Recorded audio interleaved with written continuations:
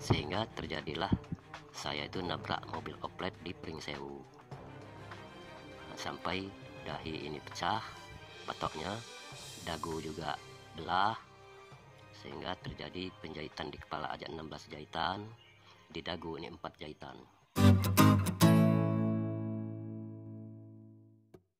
Oke, assalamualaikum warahmatullahi wabarakatuh. Ketemu lagi dengan kami, tentunya masih dalam acara ngobrol santai ya. Kali ini kita mau bertanya-tanya tentang pengalaman Pak Romli ya.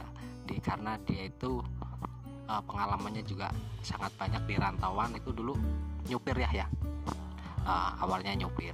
Jadi nanti kita tanya-tanya pengalamannya itu berapa tahun jadi supir, terus pernah mengalami kejadian apa seperti pembegalan, apa perampokan. Nanti kita langsung tanya aja ya, langsung saja ceritakan pengalaman menjadi supir ini berapa tahun sampai mengalami perampokan atau pembegalan atau apa gitu, bisa ceritakan ya. Ya, kalau bertanya masalah cerita pengalaman pengemudi, ya sebetulnya saya mulai mengemudi itu dari tahun 1978. Itu masih zaman Jeep Willys, sedan Buick, dan Chevrolet. Itu masih terminalnya di Pasar Bawah. Nah, itu ya namanya orang jalanan, pengemudi kan. Bermacam-macam yang ditempuh dalam kehidupan pengemudi. Kejar-kejaran dengan polisi, iya. Kadang-kadang kalau kita lari ke arah Kedondong sampai ke Bulog sana, sering dihadang pakai kayu di jalan, orang membegal. Kadang-kadang kita mau nabrak orang, mau dipukuli.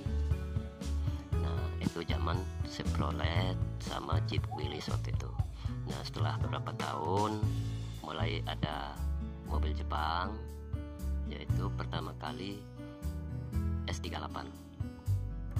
Nah, dari sedan Buick itu pindahlah saya ke S38. Nah, berapa tahun ke S38, pindah lagi. Ya namanya kita buruh kan. Kalau toke kita nggak senang, ya terpaksa kita berhenti ya, pindah lagi. Bawa lagi mobil T120 pickup. Nah, setelah bawa T120 pickup, nggak lama lagi pindah lagi ke Hijet 55. Nah, baru-barunya Hijet 55 itu saya mulai bawa mobil baru, punya orang juga, ini namanya buruh. Lantas kita mau bawa barang ke Banjarsari dari Teluk. Nah, karena kita itu naksinya keluarnya jam 4, pulang jam 10, bertahun-tahun kayak gitu ya. Walaupun mata kita terbuka tapi hati tertidur. Sehingga terjadilah saya itu nabrak mobil oplet di Pringsewu. Nah, sampai dahi ini pecah, patoknya, dagu juga belah, sehingga terjadi penjahitan di kepala aja 16 jahitan, di dagu ini 4 jahitan. Tapi ya, alhamdulillah kita masih bisa sembuh kembali dan nyupir kembali. Nah, di waktu itu juga orang yang punya kendaraan itu kan minta ganti baru. Barang-barang yang kita bawa juga orang-orangnya minta ganti. Sementara yang punya barang sama kita sama-sama di rumah sakit, semua biaya itu kita yang nanggung. Nah, sehingga timbul, saya ini sudah pasang badan, istilahnya mau ditahan juga ya nggak apa-apa. Saya nggak bisa ganti kan. Cuman karena orang tua saya merasa saya adalah anak satu-satunya yang laki-laki, maka dia bersikeras semalam pun saya nggak ditahan oleh polisi. Sehingga ia sampai jual tanah 1 hektar 1/4 waktu itu tahun 80 untuk ganti mobil itu sama ganti barang dan perawatan di rumah sakit. Nah, tanah 1 hektar 1/4 itu cuman dijual 13 juta waktu itu. Nah, gantilah baru mobil orang semua. Itu punya orang, mobil orang ini. Ganti itu ya ganti baru. Harganya masih 1.750.000 beli cash itu. Nah, barang orang yang kita ganti, sudah itu biaya rumah sakit. Nah, akhirnya apa? Saya berprinsip, karena saya ini sudah ada di dalam kekalahan, saya nggak mau berhenti mengemudi sampai perhitungan saya uang tanah yang saya jual itu kembali.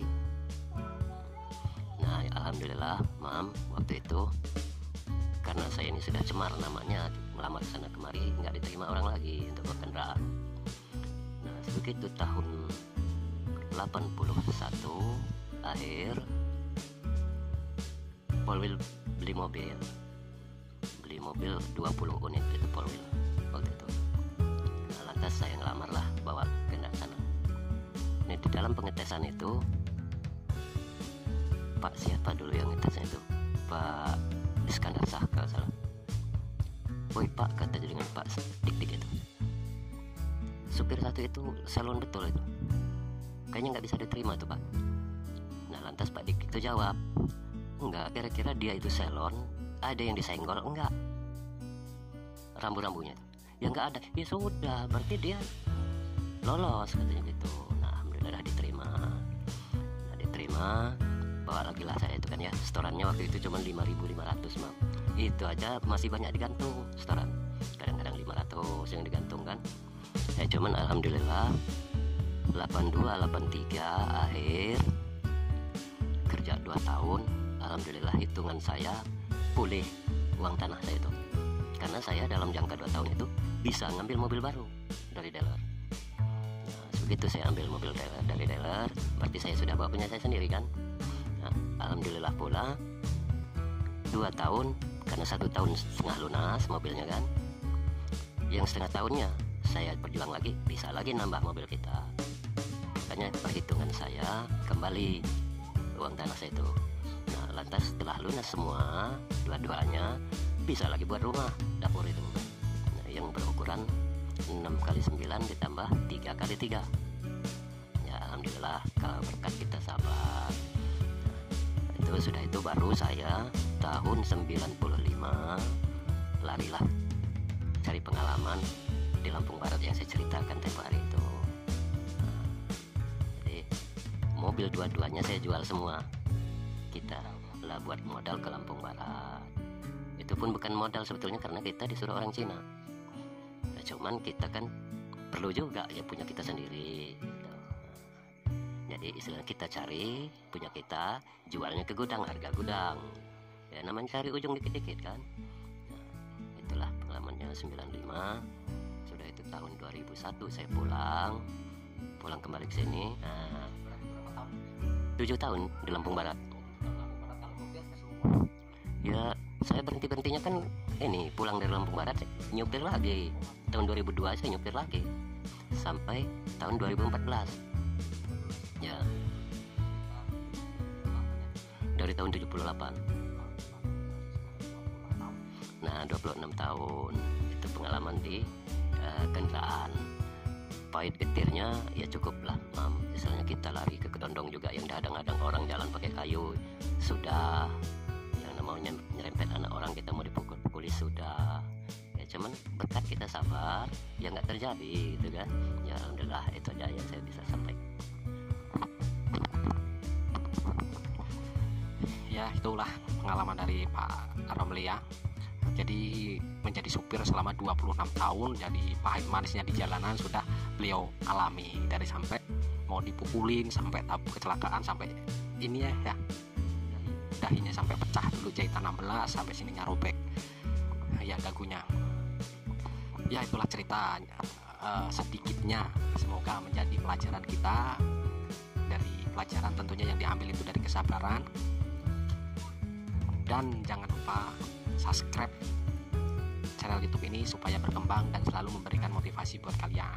Oke, terima kasih. Jangan lupa like, comment, subscribe, share juga. Tonton video selanjutnya. Wassalamualaikum warahmatullahi wabarakatuh.